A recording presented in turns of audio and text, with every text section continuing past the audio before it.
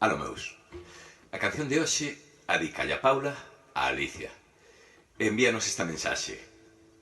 De non ser polo Covid, hoxe estarían festexando o casamento Alicia e Roy.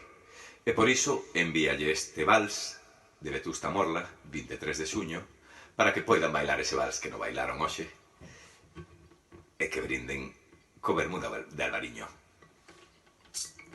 Antes del frío, levanta las velas, guarda en tu falda los granos de arroz y a ceremonias de luna llena. Antes del frío, lánzamelos.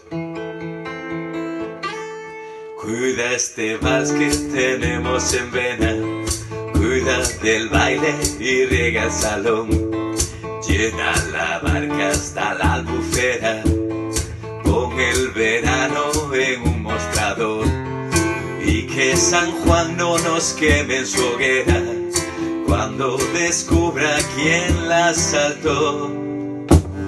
Deja el equipaje en la ribera para verte como quieres que te vea.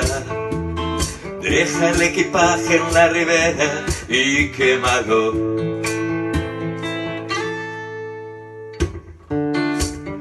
Vamos, Alicia Roy, este momento do vals. A que este baile merezca la pena, yo haré lo propio con esta canción. Y si al final no hay más que comedia, deja que el río nos lleve a los dos y que San Juan no nos queme en su hoguera, ni haga de esto un negocio menor. Cruza los dedos por mí y antes de que vuelva a mirar, busca el viento a favor.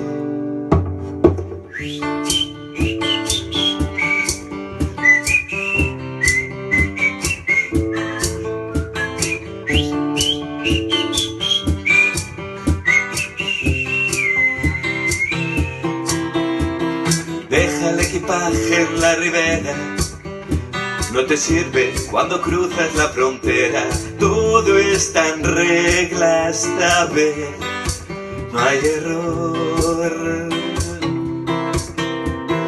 Deja el equipaje en la ribera para verte como quieres que te vea.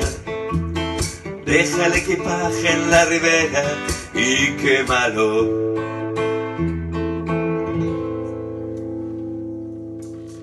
Vivan os noivos. Saúde, e lembrade ver a copa sempre medio chea.